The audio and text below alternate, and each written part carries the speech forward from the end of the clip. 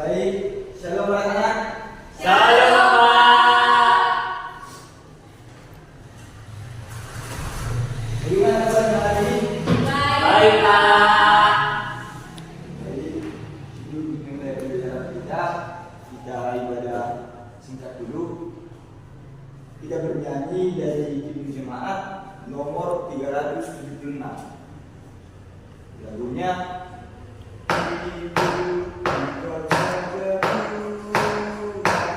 tahu semua anak? Tahu, Pak. Baik, kita nyanyikannya. 1, 2, 3. Hidup kau saja Tuhan, jangan menjadiku. Aku selamatkan sentosa hanya oleh darah-Mu. Aku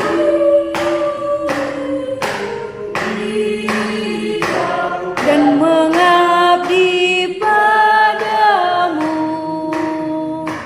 dalam Dikau juru selamat, ku bahagia penuh. Kita bisa berdoa. Bapak yang baik, Bapak yang tinggi di dalam surga, terima kasih atas berkat ini pada pagi hari ini.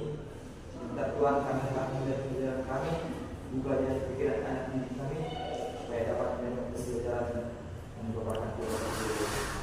Amin. Dalam nama Tuhan Yesus Kristus kami berdoa kepada-Mu. Amin. Ada yang tidak hadir anak-anak? Ada, Pak. Siapa itu? Ferdian Kota Gayung, Lalu, Febri Hot Malaysia lain. itu Malaysia. Ya, Pak. Oke. Sebelumnya yang menjadi materi kita pada pagi hari ini yaitu bahaya kerusakan alam.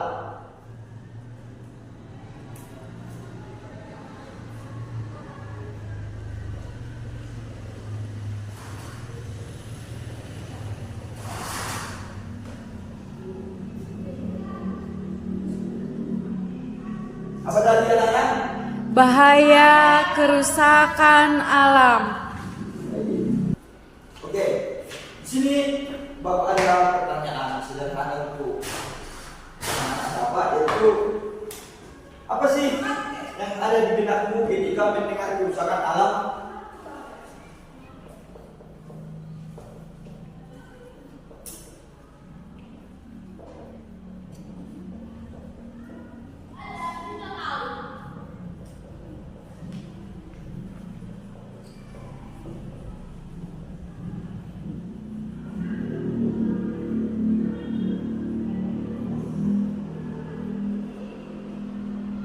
Kira-kira ada yang tahu anak? Bolehlah dijawab untuk pertanyaan ini. Apa yang ada di benakmu ketika mendengar kerusakan alam? Ya, anak Bapak sendiri. Saya, Pak, menurut saya apa yang ada di benak saya ketika saya mendengar kerusakan alam itu seperti kayak kerusakan alam itu kan ada kayak karena memang faktor dari alam itu sendiri, ada faktor karena manusia. Kalau karena manusia, Pak, seperti menongkrong sembarangan terjadinya longsor, kayak gitu. Kalau misalkan buang sampah sembarangan terjadinya banjir. Ya, jawaban sisi itu memang benar. Kita berikan apresiasi pada sisi itu. Nah, dalam bencana memang sering terjadi karena beberapa sebab, yaitu terjadi karena bencana alam. Contohnya, ada patahan lempeng tanah yang ada di dalam laut yang berakibat tsunami. Contoh lain adalah gempa yang menimbulkan inflasi seperti yang terjadi di Bali kemarin di Sulawesi Tengah, yaitu pada tahun 2018 yang mengakibatkan amblasnya tanah di wilayah tersebut. Namun, ada juga bencana yang terjadi karena ulah manusia, seperti penebangan pohon yang bilang anak Bapak sendiri tadi, secara memberi tanpa mempertimbangkan solusi apanya, negosiasinya. Terus contohnya hutan yang digundul, terutama yang ada di Papua, di Kalimantan, dan di Sumatera. Akibatnya lahan menjadi rusak. Hutan tidak punya kemampuan menahan arus air, juga wilayah rendah terkena banjir. Dan akibat lainnya adalah longsor. Contoh banjir bandang di Ruasir kemarin bahwa ada bencana banjir dan longsor di Sumedang, Jawa Barat pada tahun 2021. Salah satu sumber bencana alam karena eksploitasi sumber daya alam. Hal ini tentu menimbulkan dilema. Di satu sisi sumber daya alam merupakan kebutuhan manusia juga. Namun di lain sisi prosesnya menimbulkan dampak serius dan kembali ke manusia. Menurut Robert P. Borong mengembangkan bahwa eksploitasi merupakan sumber alam seperti minyak, batu bara, gas bumi, dan logam. Melalui proses penambangan memberi sumbangan sangat besar bagi kerusakan lingkungan. Proses yang dilakukan itu penembangan seperti sungai yang dicemari oleh limbah kimia. Nah, di sini Bapak memaparkan media ini, yaitu bencana banjir. Banjir ini diakibatkan dari rakusnya manusia yang terlalu banyak menimbangi pohon. Akibatnya tanah tidak dapat menahan air. Akhirnya air turun ke dataran rendah mengakibatkan banjir di perumahan-perumahan. Inilah bahayanya. Apabila terjadi banjir kita berusaha, bahkan kita mengungsi di tempat saudara dan lain-lain juga ya. Nah, di sini semua ada dua Alkitab kan? Dua Alkitab semuanya. Baik. Mari kita membuka ayat Alkitab kita dari Kejadian 1 ayat 1 sampai 31. Dari mana tadinya? Ariandi? Dari kitab Kejadian 1 ayat 1 sampai 21, Pak. Tolong buka ya anak-anak ya. Dan ini dibaca secara bergantian, ayat 1, 2, 3, terus kembali lagi dan sebaliknya sampai ayat ke-31. Kejadian 1 ayat 1 sampai 31. Baik, dari kejadian 1 ini ayat 1 sampai 31, Tuhan mengatakan bahwa Dia menciptakan segala bumi dan isinya. Nah, di sini Bapak juga memperlihatkan media ini. Inilah salah satu ciptaan Tuhan, yaitu tumbuh-tumbuhan. Tuhan juga menciptakan tumbuh-tumbuhan yang ada dalam kitab Kejadian 1 sampai ayat 1 sampai 31 itu. Dan tumbuh-tumbuhan ini juga sangat kita butuhkan. Seperti sebetulnya kita kan memakan makanan tumbuh-tumbuhan seperti sayuran, buah-buahan. Itu kan tumbuh-tumbuhan juga kan? Oke. Nah, di dalam Kejadian 1 ayat 1 sampai 31 ini, baik di dalam pengajaran agama di sekolah, bagian kitab ini berkisah tentang penciptaan yang ada di dalamnya. Ada suatu perintah kepada manusia agar memberi perhatian dan melakukan tanggung jawabnya. Sedikitnya ada dua hal yang diperhatikan yang dilakukan harus menjadi tanggung jawab manusia untuk mengerjakannya. Yang pertama, Allah menciptakan alam semesta dengan segala kelengkapannya. Allah akan memberikan berbagai kehidupan untuk manusia dan semua makhluk hidup lainnya seperti tumbuhan, termasuk benda menyerang di angkasa seperti cakrawala, agar seluruh makhluk hidup dalam menikmati alam dengan segala perhentian waktu atasnya. Yang kedua, Allah menghadirkan manusia dengan segala keistimewaan, terutama istimewaan perawatan melalui kuasa yang diberikan kepada manusia itu. Bagaimana kalian menerjemahkan kedua pemahaman tersebut? Untuk memahami konteksnya, kita ditolong oleh pendeta Dr. Robert Borong yang mengungkapkan bahwa penguasaan atau perawatan itu seharusnya dipahami dalam kerangka penata layanan. Manusia mendapat mandat dari Tuhan untuk melakukan perawatan itu dalam kerangka hidup memiliki hubungan kesaling tergantungan dan saling membutuhkan. Ini berarti manusia diberikan hikmat oleh Tuhan untuk memelihara dan menguasai bumi itu benar-benar, mewujudkan tanggung jawabnya sehingga manusia dan hewan serta tumbuh-tumbuhan benar-benar saling memberi dan menerima. Dalam proses inilah terjadi keseimbangan itu. Nah, di sini Bapak memberi pertanyaan kepada kalian, bentuklah sebuah kelompok. Ya. Yang pertama, perhitungannya gimana gitu Pak? Sesuai tafsirnya atau begitu? Dari sini. Bapak aja Pak. Bapak aja yang bagian. Dari kelompok 1 si Jati dan kelompok 2 si Mazda sama si Sembilan. Ya, katanya di sini Bapak membuat pertanyaannya di papan tulis. Nanti kalian diskusikan, terus Bapak kasih waktu selama 10 menit dan dijawab langsung juga di papan tulis. Oke?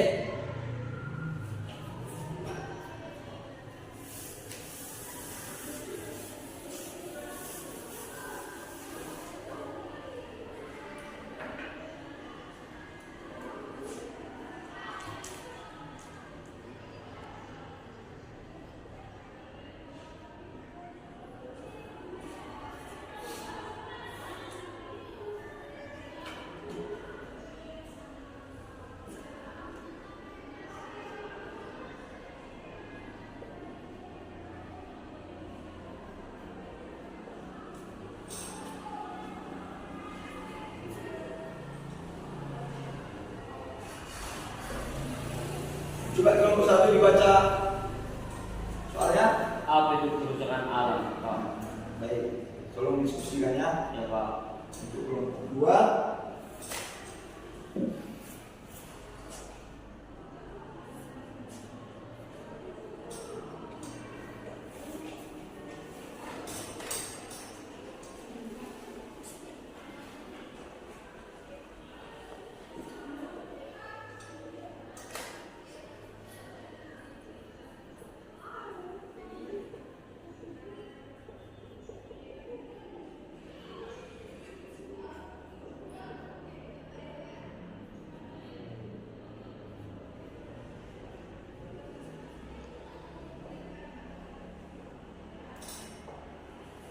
kelompok 2 dibaca soal diskusinya.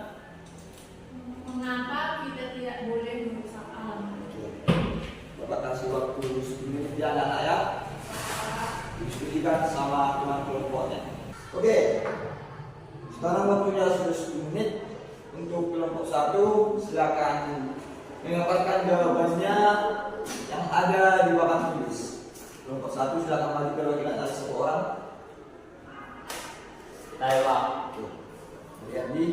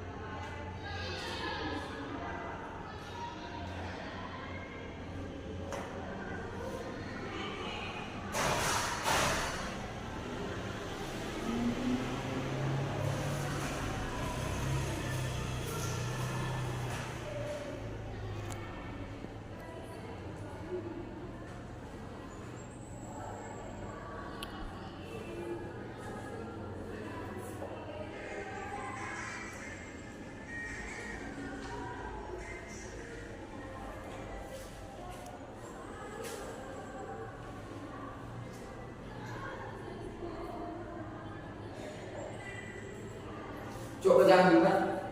Baik Pak, kerusakan alam itu adalah perbuatan yang dilakukan setiap manusia dan membuang sampah sembarangan dan menyebabkan secara tidak, maka terjadi kerusakan alam di mana-mana Pak.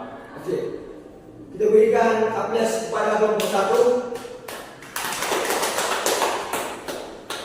Dan untuk kelompok 2, silakan memaparkan jawabannya di papan tulis. Perwakilan saja. Siapa nak? Prof. Sirianti.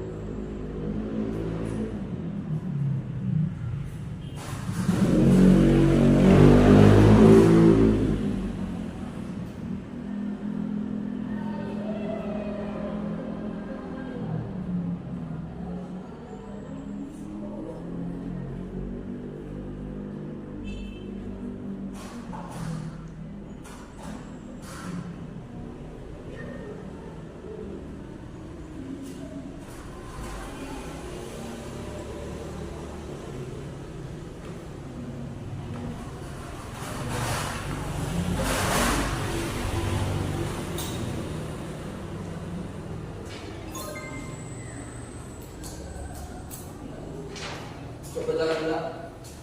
Mengapa tidak boleh merusak alam? Karena jika kita merusak alam akan sangat berdampak buruk bagi kita karena mengakibatkan hal-hal seperti banjir, longsor, dan sebagainya. Oke, kita berikan aplaus kepada kelompok 2. Menjadi kesimpulan dari materi kita pada pagi hari ini yaitu lingkungan tempat manusia dan makhluk hidup dan lainnya perlu dirawat dan dipelihara dengan baik.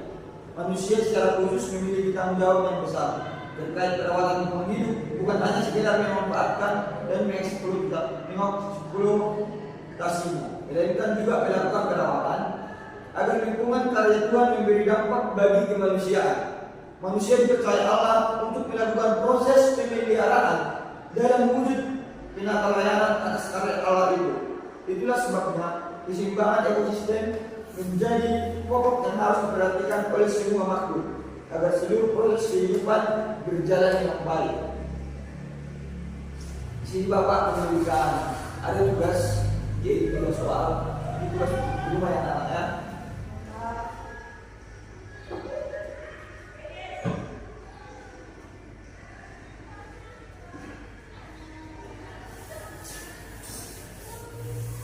Di sini Bapak ada tugas di rumah untuk kalian. Bapak aja ya. Ini si anak-anak ya. Ya Pak.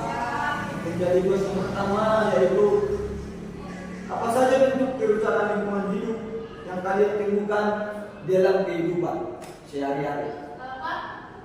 Apa saja bentuk kerusakan lingkungan hidup yang kalian temukan di dalam kehidupan sehari-hari. Dan apa saja bentuk kerusakan lingkungan hidup yang kalian temukan di dalam kehidupan sehari-hari. Soal yang kedua, mengapa makhluk hidup perlu berperan dalam lingkungan hidup? Sudah anak? Yang ketiga, bagaimana cara mengelola limbah termasuk sampah yang ada di contohnya yang ada di jalan-jalan itu atau yang ada di rumah kalian ya? Bagaimana cara mengelola itu agar tidak tercemari lingkungan hidup? Sudah anak-anak? Sudah Pak. Oke. Sekian lagi dulu materi kita pada pagi hari ini. Untuk menutup pembelajaran kita berdoa yang dipimpin oleh anak bapak yang di sini dekat supaya maju ke depan. Ya Pak.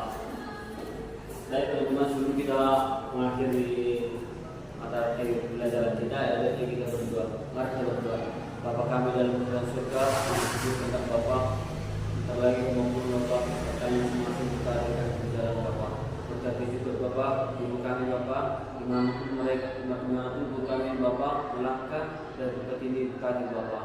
Bapak kami ke surga, berkati juga kedua orang tua kami, dimanapun mereka berada Bapak, beri rezeki dan jauh dan sesuai Bapak. Baik dosa berbuat maupun sengaja hapuskanlah. Di dalam nama Yesus Kristus yang berdoa mengucap syukur. Amin. Amin. Sekian pembelajaran kita. Kalau terima kasih buat anak laki-laki itu ibu sih pada hari ini. Shalom. Jangan lupa